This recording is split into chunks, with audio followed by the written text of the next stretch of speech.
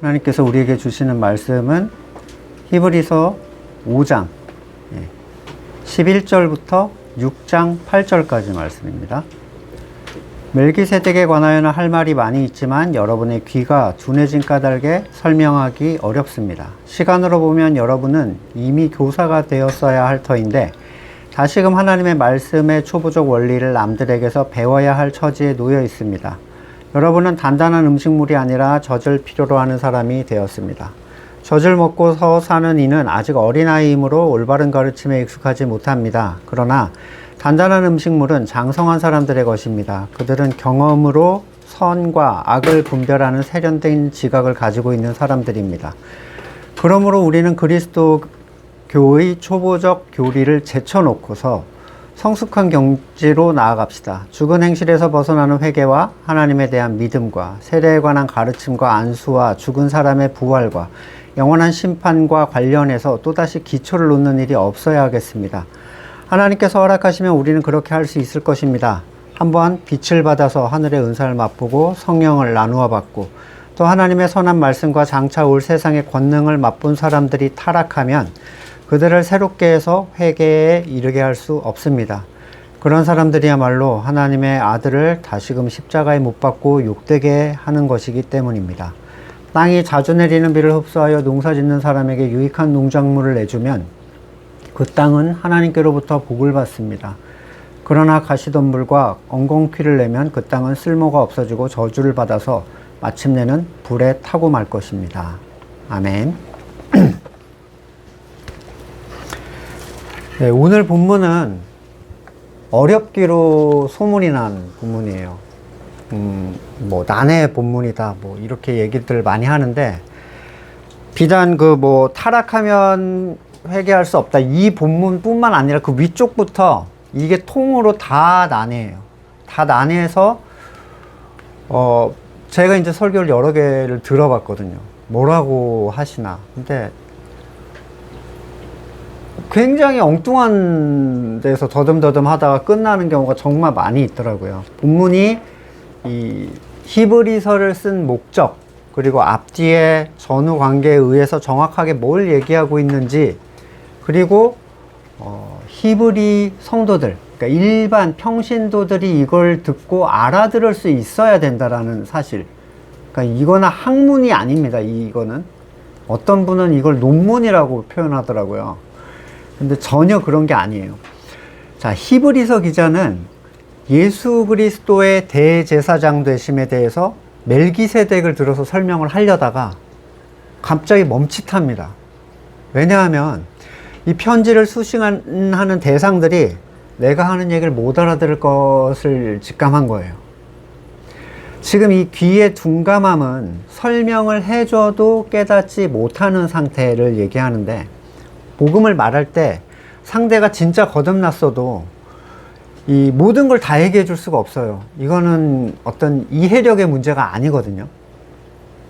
너무 기초적인 단계에 있는 사람들은 뒤에 얘기를 해줘도 알아듣질 못해요. 어떤 이유에서 이 히브리서 기자는 보지도 못한 이 유대 기독교인들의 귀가 둔해졌다라고 확신을 하고 있을까요? 왜? 그들이 율법으로 돌아가려는 배교 현상을 일으키고 있다는 전제로 지금 판단한 거예요. 누군가 그리스도를 떠나서 다른 복음을 향했다라는 사실은 그들의 들을 귀가 닫혀 있다라는 걸 얘기해 주는데, 히브리서 기자는 이 수신인들에게 설명하기 어려운 이 멜기세덱에 대한 얘기를 갑자기 7장으로 넘겨버려요. 그래서 7장부터 이 멜기세덱에 관한 얘기를 하고 그 중간에 뭘 딱 끼워 넣은 게 오늘 본문 중에 한 부분입니다.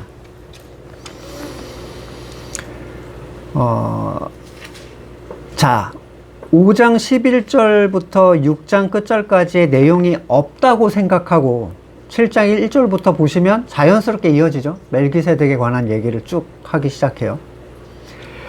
그러면 이 삽입된 부분의 내용이 도대체 뭘 말하는지 따로 떼어서 볼 필요가 있어요. 그리고 이건 당연히 전체에 준하는 어떠한 필요성에 의해서 던져진 어떤 내용이죠. 도대체 어떤 부분에서 어두워졌고 뭘 수정함으로써 나아질 수 있는지 그 안에서 말해주고 있고, 그러니까 그 문제 해결을 놓고 하고 싶었던 그 멜기세덱의 얘기를 그 다음에 이어가는 거예요. 히브리서 기자는 5장 11절부터 6장 8절까지를 경고의 얘기를 하고요. 6장 10절, 9절부터 20절까지는 위로의 얘기를 해줍니다. 네. 그래서 이 막혔던 귀를 좀 뚫어 놓고 그 다음에 멜기세덱 얘기를 하는 거예요. 12절 보시면 이 히브리 유대인들은 거듭난 지 상당히 오랜 시간이 흘러간 사람들로 보이죠? 네. 심지어 시간으로만 보면 이미 교사가 되었어야 할 터인데 이렇게 말함으로써 그들이 무지한 상태에서 시간만 계속 보내고 있었다라는 걸 얘기하고 있습니다. 건물교회에서 보시다시피 신앙에 연차가 있는 사람들이 신앙적으로 성숙하거나 더 성경을 많이 아는 게 아니라는 사실은 우리가 너무 쉽게 알 수 있죠. 물론 성경에 대한 내용은 많이 알겠죠. 내용, 어떤 내용들이 들어있다. 이것도 이제 그나마 성경을 좀 열심히 보는 사람들은 알 건데, 그렇게 해도 율법에 속한 행위를 추구하고 또 건물을 교회 삼아서 자기 의를 스스로 쌓는 걸 볼 때 사실 그들은 아무것도 알지 못하는 사람들이라는 거를 인정할 수밖에 없어요. 지금 히브리 유대인들은 거듭났음에도 불구하고 교리적으로도 체험적으로도 전혀 성장하지 못하고 있습니다. 뭘 근거로 그렇게 얘기하냐면, 성경 지식이 부족해서인가? 그들에게 아직 성경 교사가 나오지 않아서인가? 아니에요. 앞에서 말씀드렸듯이 이 서신서는 다시 유대교로 돌아가려는 사람들의 그 배교의 현상에 대하여 문제를 삼고 있는 거거든요. 그들은 지식 문제를 넘어서 신앙의 배교선까지 지금 가고 있는 거예요.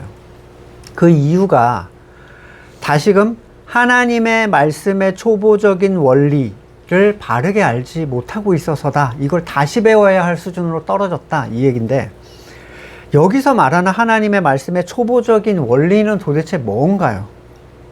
먼저 우리는 하나님의 말씀에 초보적인 원리라는 게 있다라는 사실을 알게 되죠. 그리고 지금 이 사람들은 그걸 다시 배워야 하는 처지에 놓였어요. 이 히브리 성도들은 너무나 수준이 떨어진 상태가 돼서 저주로 먹여야 되는 존재들이 된 겁니다. 이런 존재가 되었다는 것은 어떤 의미입니까? 퇴행이죠. 자라야 되는데 다시 아기로 돌아가 버린 거예요.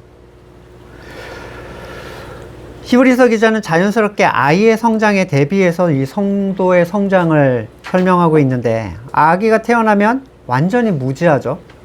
그래서 뭔가 입에 물려주는 걸 먹고 쭉쭉 빨 수밖에 없어요. 다른 방법으로는 스스로를 채울 수 없죠. 행여라도 간이 들어있는 거, 또 씹는 식감이 좋은 거, 이거 너도 한번 먹어봐 했다간 걔는 탈이 나는 거예요. 죽을 수도 있어요. 하지만 젖으로만 장성하도록 클 수 있는 아이는 또 없어요. 모든 기관이 커지고 발달되면 젖이라는 게 아무리 완전한 식품이라 하더라도 어느 선 이상으로 그 아이를 건강하게 해주지는 못합니다. 히브리 기자는 장성한 사람에 대한 기준 이렇게 정의하는데, 뭘 할 수 있느냐 이 문제보다는 단단한 음식을 먹을 수 있느냐로 얘기를 하고 있어요. 바울은 어디에서든 단단한 음식부터 먹이지 않았습니다. 그 아이의 수준에 맞춰서 주는 음식인데, 고린도전서 3장 1절, 형제자매 여러분, 나는 여러분에게 영에 속한 사람에게 하듯 말할 수 없고 육에 속한 사람, 곧 그리스도 안에서 어린아이 같은 사람에게 말하듯이 하였습니다. 근데 여러분, 고린도 교회 너네는 모든 분량에서 되게 많이 성장했다라고 했는데도 이 정도예요. 나는 여러분에게 젖을 먹였을 뿐 단단한 음식을 먹이지 않았습니다. 그때 여러분이 단단한 음식을 감당할 수 없었습니다. 사실 지금도 여러분은 그걸 감당할 수 없습니다. 여러분은 아직도 육에 속한 사람들입니다. 여러분 가운데 시기와 싸움이 있으니 여러분은 육에 속한 사람이고 인간의 방식대로 살고 있는 것이 아닙니까? 영적 어린아이의 특징은 육에 속한 사람의 특징을 가지고 있는 상태의 성도예요. 육에 속한 사람의 특징은 뭔가요? 육정 타락한 행동이나 세속적으로도 부정적으로 생각하는 횡령하고 간음하고 이런 게 아니에요. 그렇게 착각하는 사람들이 목사님들이 되게 많더라고요. 그래서 이 본문을 그렇게 해석해버려요. 그럼 결국에 착하게 살자죠. 자, 세상에도 타고나게 온유한 사람들이 있어요. 욕심도 없고 의지적으로 인내하고 희생하는 사람들이 세상에도 많이 있어요. 그들은 영에 속한 사람인가요?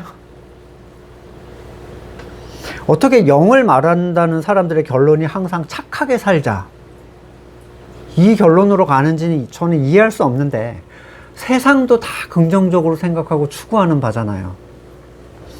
육에 속한 자의 특징은 스스로의 주권에 의하여 사는 삶의 자리를 벗어나지 못하는 사람들이에요. 그보다 더 나아가서 자기 주권을 부정하거나 불편하게조차 생각하지 못하는 사람들,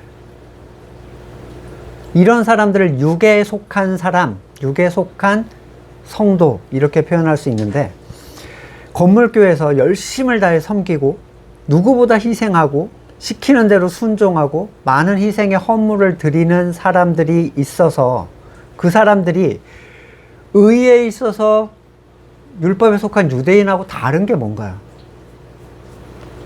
예수의 이름을 놓고 걸고 똑같은 행동하는 거잖아요. 그냥 건물교회 목사님들이 좋아할 만한 이런 사람들이 스스로 의를 쌓는 일에 헌신하는 그 저면에는 그들이 자기 선을 통해서 스스로 의를 채우려는 원죄의 속성이 있습니다.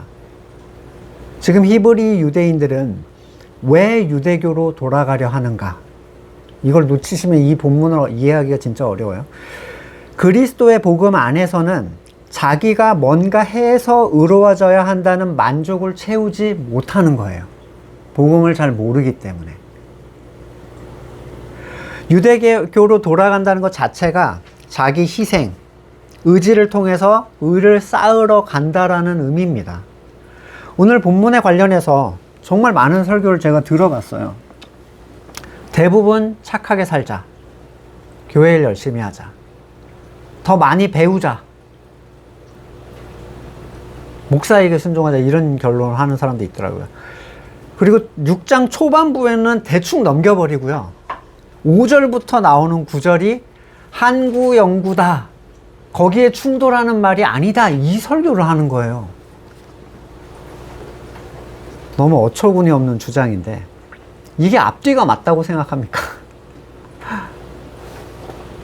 지금 앞에서 내내 뭐라고 했어요? 배교하는 자들의 하나님 안식에 들어가지 못했다, 너네 거기 들어가길 힘써라, 광야에서 죽은 선조들처럼 되지 말아야 한다, 이렇게 정확해서 구원에 떨어져 저주받아 불에 탈 것이다 라고까지 했는데, 한구영구에는 이게 손상이 없다, 이걸 얘기하고 있더라고요.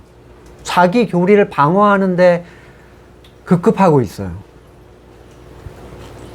이 부분은 뒤에 또 나오기 때문에 일단 넘기겠습니다. 먼저 단단한 음식을 먹을 수 있는 사람들 또는 영에 속한 사람들은 경험으로 선과 악을 분별하는 세련된 지각을 가지고 있다, 이렇게 설명하는데, 이 말은 말씀을 지식으로 배운 것이 아닌 사람들을 얘기합니다. 말씀을 지식으로만 배울 수 있어요. 이해하고 받아들일 수 있죠. 근데 언젠가 우리 형제 자매들이 고백했듯이 죄가 무엇인가에 대해서 10년 동안 들었고 안다고 생각했는데 이제 뭔지 알게 된 것 같아요 라고 이제 얘기하는 걸 봤잖아요. 이런 사람들이 장성한 사람들이 되는 거예요. 체험적으로 알게 되었다라는 고백이 있을 때.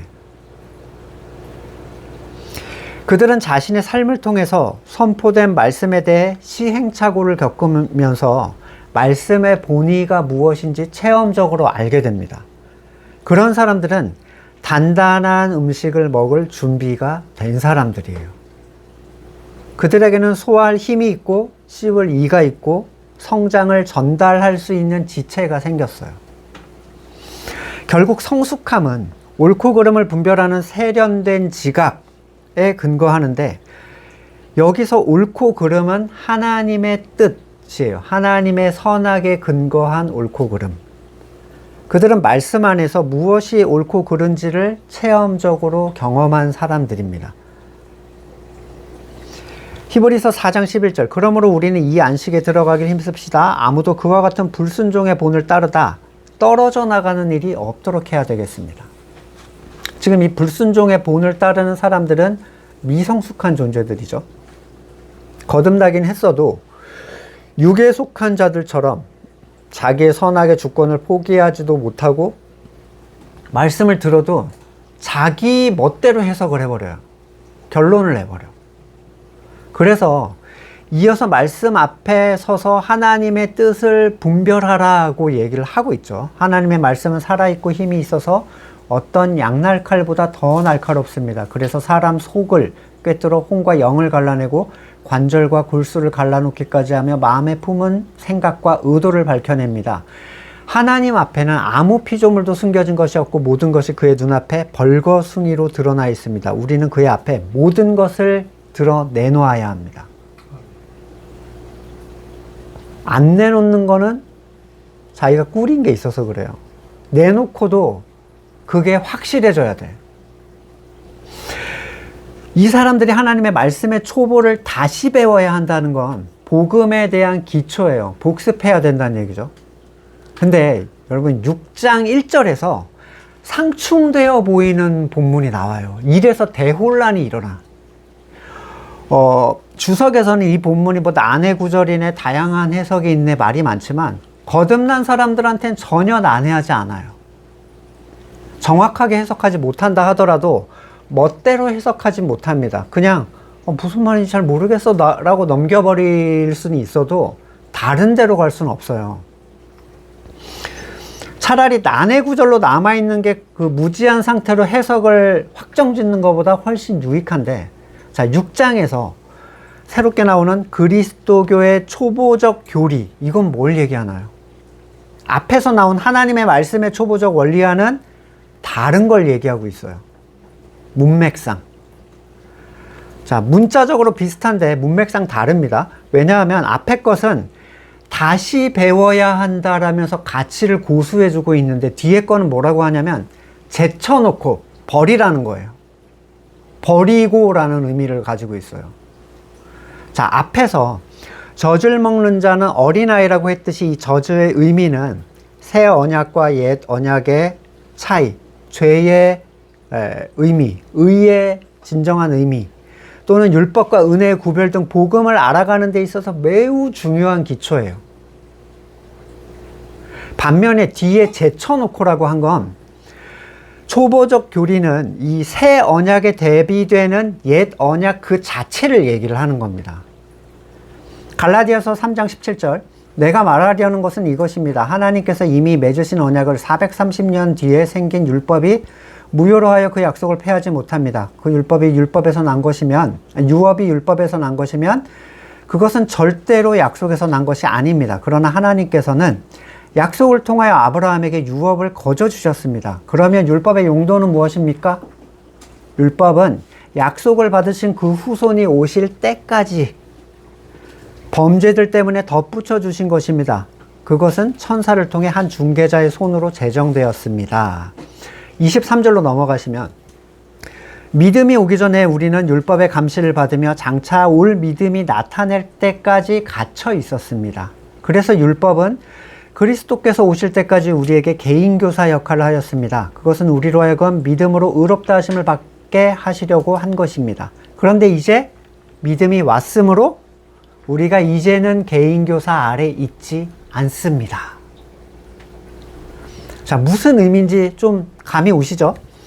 이런 의미에서 6장 1절에서 말씀드리는 그 그리스도의 교리의 초보적 교리, 이거는 다시 배워야 할 것이 아니라 버려야 할 것이라는 거예요. 많은 설교가들이 이 의미를 앞에 거랑 구별하지 못해서 굉장히 헷갈려 합니다. 예를 들어 여러분, 사칙연산을 모르는 애가 미적분 문제를 풀려고 막 끙끙대고 있어요. 사칙연산이 너무 엉망이야. 근데 미적분을 풀어보겠대. 근데 그 아이한테 야, 언제까지 사칙연산을 붙잡고 있을 거야? 사칙연산을 때려치고 미적분으로 가라. 이러겠어요? 아니죠. 야, 오히려 미족부는 됐고 사칙연산이나 해 라고 할 거 아닙니까? 이 말이 앞에서 말한 5장 12절이라면 지금 히브리서 기자가 말하는 이 그리스도교의 초보적 교리는 그분이 오신 이후로 성도가 떠나야 할 개인교사인 율법을 얘기를 하는 거예요. 그래야 앞뒤가 말이 통해요. 이 수신자들의 상황이 뭐라고 했죠?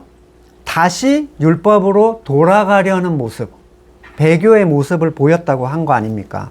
로마서 7장 1절 형제자매 여러분, 나는 율법을 아는 사람들에게 말을 합니다. 율법은 사람이 살아있는 동안에만 그 사람을 지배한다는 것을 알지 못합니까?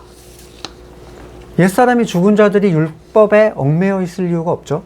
히브리서 8장 13절 하나님께서 새 언약이라고 말씀하심으로써 첫 번째 언약을 낡은 것으로 만드셨습니다. 낡고 오래된 것은 곧 사라집니다. 그런데 왜 거기로 돌아가려 하느냐? 그 얘기예요. 이해가 되시죠? 성숙한 경지로 나가는 것은 이제 복음에 관한 기초를 다지는 일입니다.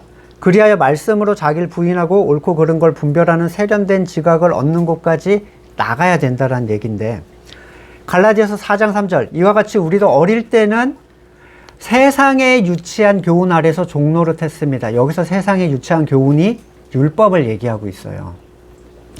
그러나 기한이 찼을 때 하나님께서는 자기 아들을 보내셔서 여자에게 나게 하시고 또한 율법 아래 놓이게 하셨습니다. 그것은 율법 아래에 있는 사람을 속량하시고 우리로 하여금 자녀의 자격을 얻게 하시려는 것이었습니다. 근데 왜 다시 노예로 들어가? 그 얘기예요. 9절, 4장 9절 지금은 여러분이 하나님을 알 뿐만 아니라 하나님께서 여러분을 알아주셨습니다. 근데 어찌하여 그 무력하고 천하고 유치한 교훈으로 되돌아가서 또다시 그것에 종노릇하려 합니까? 여러분이 날과 달과 계절과 해를 지키고 있으니 내가 여러분을 위해 수고한 것이 헛될까 염려됩니다. 이 사람들도 지금 히브리 성도들하고 비슷한 상황인 거예요. 율법으로 돌아가려는 상태. 골로새서 2장 8절 누가 철학이나 헛된 속임수로 여러분을 노획물로 삼을까 조심하십시오. 그런 것은 사람의 전통과 세상의 유치한 원리를 따라하는 것이요 그리스도를 따라하는 것이 아닙니다. 여러분이 그리스도와 함께 죽어서 세상의 유치한 원리에서 떠났는데 어찌 아직도 세상에 속하여 사는 것과 같이 규정에 얽매여 있습니까? 그러면 자, 그리스도교의 초보적 교리 뒤에 나오는 구체적인 내용이 도대체 뭘 의미하는가? 이게 이제 중요하잖아요. 당연히 율법에 속한 영역을 얘기하고 있는 거예요. 그런데 보시면 새언약적 내용과 굉장히 비슷해 보여요. 이게 번역에 저는 문제가 있다고 생각하는 게, 이 번역한 사람들이 이게 새언약적 틀이라고 생각했기 때문에 이렇게 번역을 해놓은 거예요. 보세요. 먼저 죽은 행실에서 벗어나는 회개. 이게 영적 내용이라면 버려야 할 이유가 없죠. 그러나 지금 율법에 속한 속죄 제사도 미약하지만 죽은 행실에서 벗어나는 기능을 가지고 있었어요. 따라서 지금 유대교로 배교하려는 성도들에게 이런 것, 제사를 통한 속죄 행위를 버려야 한다라고 얘기를 하는 거예요. 그럼 하나님에 대한 믿음은요? 하나님에 대한 믿음은 버리면 안 되잖아. 그러니까 이제 대혼동인 거죠. 거듭난 성도는 하나님에 대한 믿음을 버려야 할 기초라고 할 수 없잖아요. 그렇다면 이들이 생각한 믿음은 율법적인 틀 안에서 하나님에 대한 믿음을 얘기를 하는 겁니다. 예를 들어 정치적인 어떤 군주로서, 해결사로서, 또는 세상의 해결자로서의 하나님, 눈에 보이는 것으로 임재를 확인하려는 하나님에 대한 유대교적 믿음, 이걸로부터 떠나라는 거예요. 세례에 대한 가르침은 버려도 되나요?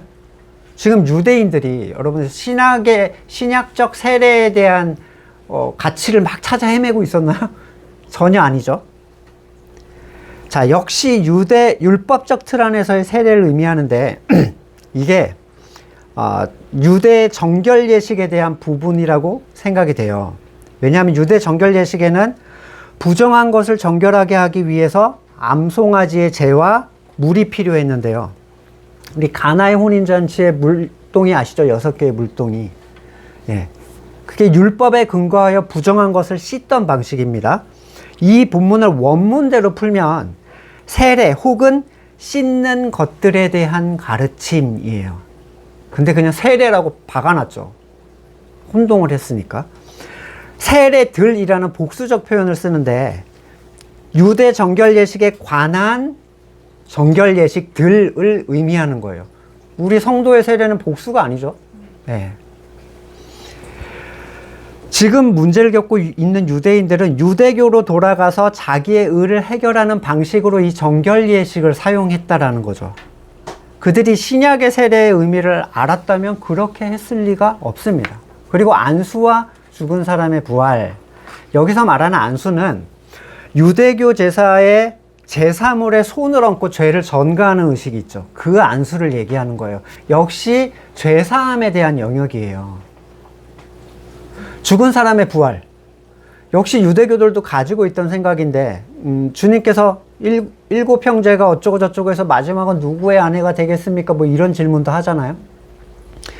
그들은 부활 후에 이 살았던 시절의 모든 가치가 유지된다라고 생각을 하고 있었어요. 그래서 세상으로부터 전혀 자유롭지를 못했죠. 그러면 세상에 묶여있는 존재가 되는 거예요. 내 가족, 내 사랑하는 사람들의 가치를 어떻게 벗어나겠습니까? 천국에 가서 지옥에 간 우리 아무개를 보며 괴로워하는 그게 천국이 될 수가 없잖아요. 하나님의 나라를 너희가 오해했다 얘기하셨죠, 예수님은. 잘못된 부활신앙입니다. 마지막으로 영원한 심판, 역시 율법 안에서의 심판에 대한 그들의 이해예요. 왜냐하면 율법에 근거하여 의를 쌓지 못하면 심판을 당하는 것으로 이해를 하고 있었어요. 따라서 새 언약이 온 이후에 그 틀로부터 벗어나야 할 필요가 있었다는 거예요. 지금 언급된 1, 2절의 내용은 배교하고 있던 히브리인들이 추구하던 일이었다는 거예요. 그것은 약속한 것이 올 때까지만 잠시 맡겨둔 율법에 속한 것이었기 때문에 다시 닦을 필요가 없이 버려야 될 내용이다. 이 얘기를 하는 겁니다. 이해가 되시죠? 난해한 본문이 아니에요. 당시 그 문제를 가지고 있던 사람들에게는 너무나도 분명하게 자기 문제를 지적해 준 거예요. 근데 이거를 이제 헌물을 켜고 있는 거예요. 딴 데서 완전히 혼란의 도가니가 돼버렸어요. 이 본문이 어렵게 이해가 되는 이유는 번역한 사람들이 본능적으로 이게 새 언약에 속한 것일 것이다 라고 생각하고 번역을 했기 때문에 더 그렇게 보이는 거예요. 그렇지만 그렇게 되면 우리가 그걸 버려야 될 이유가 없습니다. 그러니까 앞뒤가 안 맞는 난해 본문이다 이렇게 얘기를 하죠. 이걸 가지고 지금 성도들에게 교리적 기초를 다시 닦지 말라는 얘기로 결론을 내린다거나 이제는 선행을 쌓고 실행해야 된다는 말로 결론을 내리는 설교는 이 본문을 바르게 이해하지 못한 결론입니다. 하나님의 도우심을 받는다면 그럴 수 있을 것이다. 이것은 이것으로부터 벗어나는 일이 하나님을 통한 구원의 일부란 얘기인데 사람들이 스스로 마인드를 바꾸거나 교육될 수 있는 일이 아니에요. 아직 눈에 너울이 덮인 채로 율법을 바라보고 있고 그런 이유에서 그것으로부터 벗어날 수가 없었습니다. 우리 여러 번 봤던 고린도후서 3장 14절이야. 그리하여 오늘에 이르기까지도 그들은 옛 언약의 책을 읽을 때 바로 그 너울을 벗지 못하고 있습니다. 그 너울은 그리스도 안에서 제거되기 때문입니다. 그래서 히브리서 기자가 계속 그리스도를 제시해 주는 거예요. 너울을 벗겨주려고. 오늘날까지도 그들은 모세의 글을 읽을 때 마음에 너울이 덮여 있습니다. 그러나 사람이 주님께로 돌아서면 그 너울은 벗겨집니다. 주님은 영이십니다. 주님의 영이 계신 곳에는 자유가 있습니다. 우리는 모두 너울을 벗어버리고 주님의 영광을 바라봅니다. 이렇게 해서 우리는 주님과 같은 모습으로 변화하여 점점 더 큰 영광에 이르게 됩니다. 이것은 영이신 주님께서 하시는 일입니다. 하나님께서 도우시면 그렇게 할 수 있을 것입니다. 그 얘기요. 자, 멜기세덱의 대제사장됨을 얘기하려다가 이 답답한 사람들을 놓고 이 얘기를 한 다음에 너네가 버려야 될 건 이거야 라고 얘기한 다음에 우회 없이 최후의 경고를 딱 때려요. 참 여기에 대해서 목사님들이 하는 얘기들이 아주 가관입니다. 가관이에요. 처절하기 그지없어요. 아둥바둥해요. 항구 영구 주장러들이 아무리 저항을 해도 소용이 없는 본문이 턱 나와버렸어요. 저는 예전에 아담과 하와를 속였던 뱀의 관계 있죠. 너희가 결코 죽지 아니하리라. 아니, 이 말에 왜 속아? 지들이 하나님한테 들었는데 저걸 왜 속아? 그랬거든요. 바보 아니야? 이랬는데 진짜 택하심을 받은 사람이 아니면 다 속아요. 어떤 분이 이 얘기를 한참 설명했는데 그게 같은 얘기 아니냐? 이렇게 얘기하더래요. 떨어진다는 얘기가 항구연구랑 결국 같은 얘기잖아. 너무 충격을 받은 거예요, 그분이. 아니, 이걸 어떻게 같은 얘기로 보지? 말씀드린 대로 성경에 100군데가 넘게서 경고하고 있죠. 떨어짐에 대해서 말하고 있고 떨어진 사례를 얘기해도 하나님의 구원은 취소될 수 없다. 이렇게 말을 틀어놨어요. 이건 성경에 근거한 말이 아니라 그냥 왜곡된 자기 신념입니다. 엄밀하게 얘기하면 하나님이 구원을 취소하시는 게 아니에요. 언제 하나님이 구원을 취소한다고 합니까, 우리가?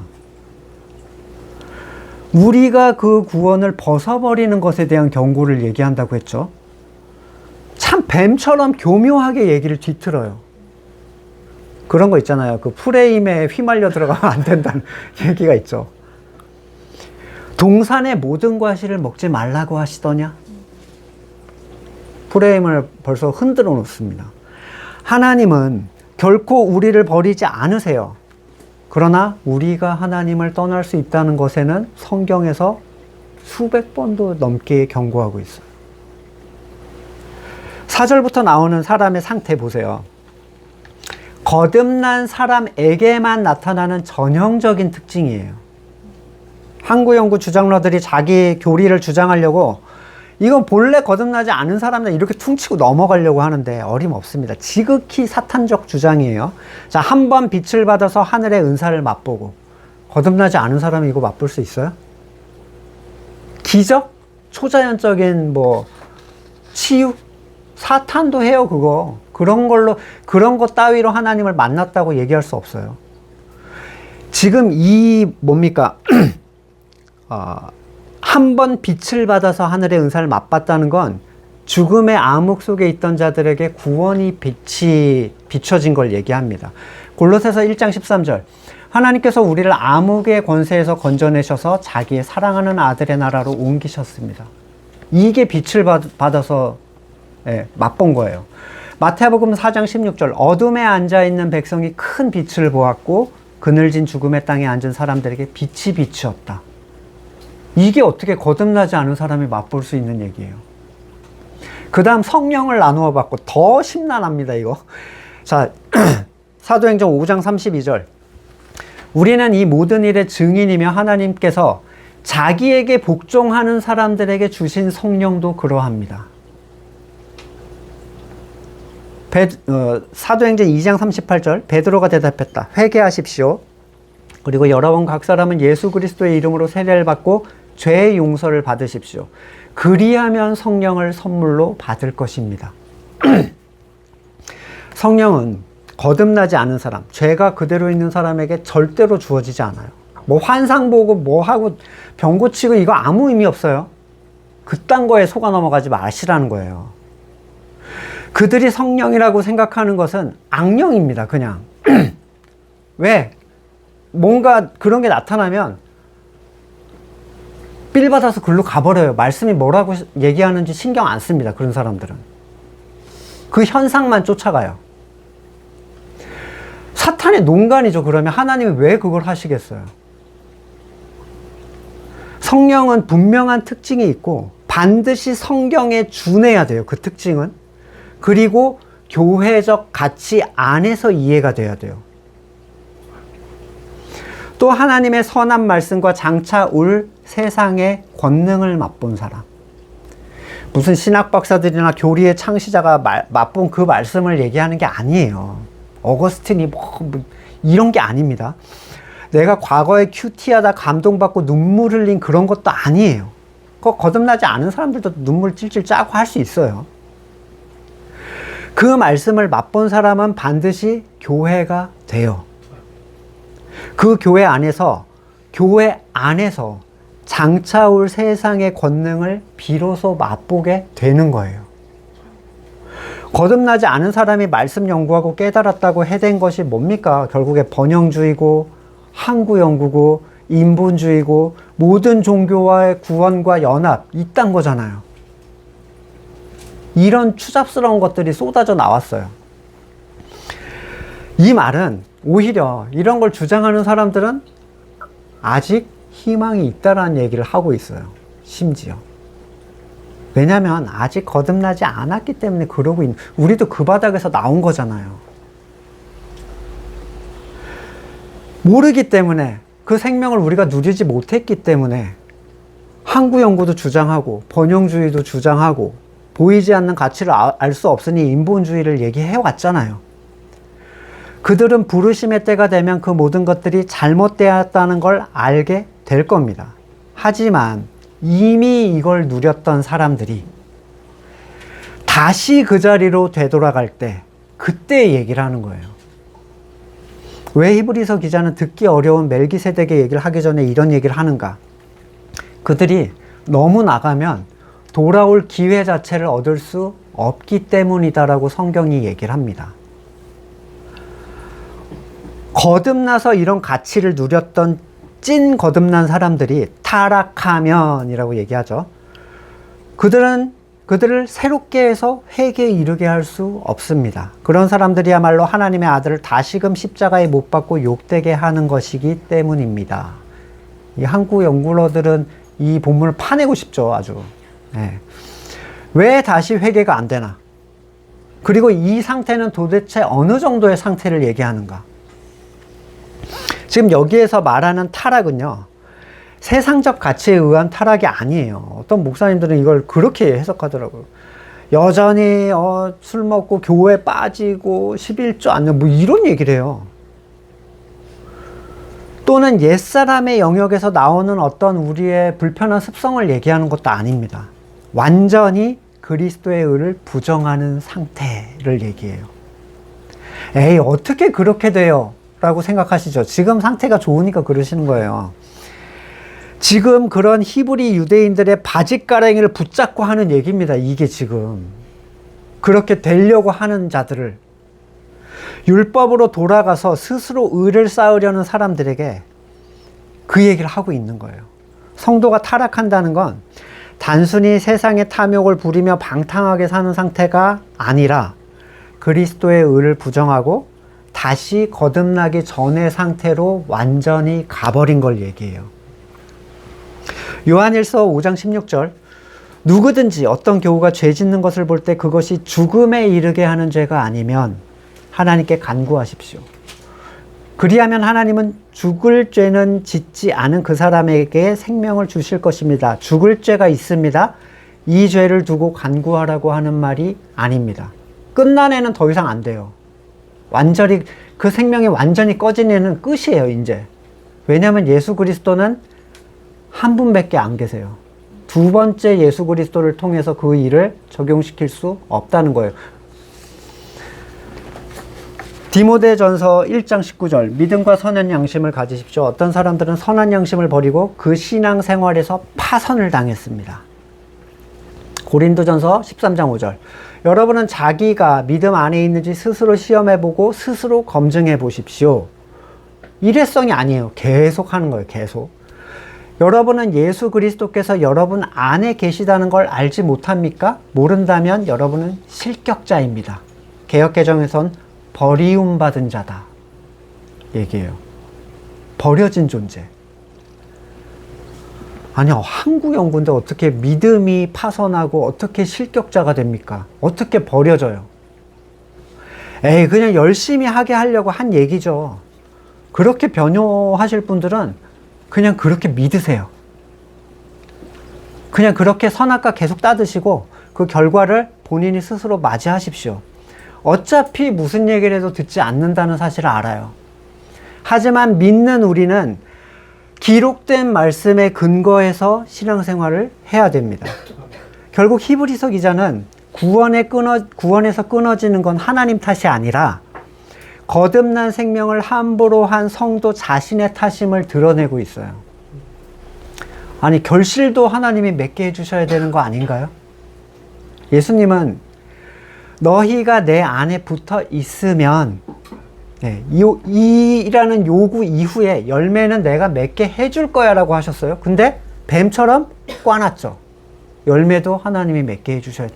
맺게 해준다고 했어. 근데 붙는 걸 제외시켜버려요. 그들이 주장하는 한구 연구에 대한 모든 본문은 너희가 그리스도 안에 있으면이라는 본문을 괄호로 해서 빼내버립니다. 보세요. 주장하는 모든 본문이 다 그래요. 예수님은 너희가 내 안에 붙어 있으면 이라는 요구가 너희에게 순종될 때 그렇게 해줄 것이다 말씀하셨죠. 얄팍한 말바꾸기로 어린 성도들을 속이려는 자들은 하나님께 속한 자들이 아닙니다. 가시덤불과 엉겅퀴를 내면 그 땅이 쓸모 없어지고, 자, 저주를 받아 불에 탄다. 이래도 천국이래요? 어떻게? 이 얘기가 본래 구원받지 못한 사람 얘기인가요? 아니죠. 앞에서 본 대로. 피해갈 수 없어요. 이건 피해갈 수 없는 자리예요. 사탄이 던져놓은 너희가 결코 죽지 아니하리라는 주장을 벗어나는 건 오직 하나님의 은혜를 입은 자들에게만 주어지는 가치예요. 참고로 제가 말씀드리는 구원에서 끊어진다는 건요, 알미니안하고는 다른 얘기예요. 저는 알미니안이 전혀 아닙니다. 그건 행위를 주장하는 거잖아요. 어떻게 다른가요까지는 설명을 안 드리겠습니다. 너무 많은 얘기를 제가 해드렸기 때문에. 자, 근데 이렇게 보면, 자, 이제 어때요? 떨어질 수도 있으니까 두렵고 불안하고 떨리시나요? 떨어질 수도 있다고 하니까. 그래서 이 뒤부터 우리를 안심시켜 줄 얘기를 하는 거예요. 약속과 맹세에 대한 얘기. 엄청 균형 있게 성도들을 돕고 있죠. 엄청나요, 진짜 엄청나요. 그러나 그 도움은, 하나님의 도움은 한구 연구 따위의 성경에도 없는 궤변으로 거짓 위로를 하는 게 아닙니다. 그건 다음 주에 얘기를 드릴게요. 자, 구원은 구원을 받았다. 그리고 그것이 거듭남이다. 그쵸? 출애굽은 했습니다. 근데 그것은 애굽으로부터의 구원은 맞지만 가나안에 들어간 건 아니고 거듭난 성도들에게 광야는 여정이 있습니다. 기존에 내가 진리라고 여겼던 신앙의 가치들, 그것을 말씀 앞에 꺼내놓고 분별하지 않으면 그냥 위험해. 이 사람들이 알아요. 본능적으로 말씀 앞에 꺼내면 자기가 불리하다는 걸. 그러니까 이걸로 자꾸 이걸 해석하려고 해요, 말씀을. 여러분, 이 본문만 놓고 한구 연구를 절대로 주장할 수 없어요. 누가 해놓은 한구 연구의 주장 때문에 이 본문을 틀려고 하는 거예요. 말씀 앞에 이걸 분별하지 못하면 결국 우리는 히브리 유대인들처럼 같은 곳을 돌게 될 거예요. 거듭났다 하더라도 더 나아가서 그곳에서 쓰러지고 말게 될 겁니다. 성도에게 과거의 진리라고 믿었던 굳어있던 것들을 파헤치는 일이 반드시 필요해요. 하나도 빠짐없이 다 꺼내놔야 한다 그랬잖아요. 하나님의 말씀 앞에. 호세아서 10장 12절, 정의를 뿌리고 사랑의 열매를 거두어라. 지금은 너희가 주를 찾을 때이다. 묵은 땅을 갈아엎어라. 나 주가 너희에게 가서 정의를 비처럼 내려주겠다. 갈아엎지 않은 땅에서는 물이 흡수도 못하고 씨앗이 자랄 수 없죠. 지금 성도들이 율법으로 돌아가는 일은 없겠지만 참된 성도가, 우리는 항상 경계해야 됩니다. 늘 자신을 말씀 앞에서 개혁하는 것, 그게 참된 성도죠. 이전에 어떤 것 중에 맞는 것도 있었다라고 생각하지 마시라는 거예요. 모든 걸 다시 재검증 받으시라는 거예요. 재검증. 하나님의 말씀 앞에 꺼내서 확증을 받는 우리가 되기를 소망합니다. 그렇지 않으면 버리운 자가 될 것이다. 이 경고를 우리가 마음속에 깊이 간직할 수 있기를 원합니다. 말씀을 놓고 같이 기도하겠습니다. 버려야 할 것들이 무엇인지, 그리고 다시 닦아야 할 것들이 무엇인지, 내가 왜 이렇게 바르게 나가지 못하고 있는가. 두 가지 영역에서 닦아야 할 것과 버려야 할 것들의 영역에서 다시 하나님 앞에 꺼내놓고 자기를 살펴볼 수 있는 시간 잠깐 같이 기도하시고 제가 기도하고 마치겠습니다. 두렵고 떨리는 마음으로 하나님께서 우리에게 주신 구원을 대합니다. 우리 안에 숨겨져 있는 모든 선을 그리스도의 말씀 앞에 꺼내놓기를 원합니다. 날마다 자기를 부인하게 하시고 모든 가치가 하나님의 선과 그 주권에 따라 한 걸음씩 따라 살아가기를 소망합니다. 이제는 우리 구주 예수 그리스도의 은혜와 하나님의 사랑과 또 성령의 교제케 하심이 모든 것들을 하나님 말씀 앞에 꺼내놓고 자기를 부인하기를 소망하는 우리 성도들과 그의 삶의 자리 가운데 지금으로부터 영원까지 함께 하시길 간절히 축원드립니다. 아멘.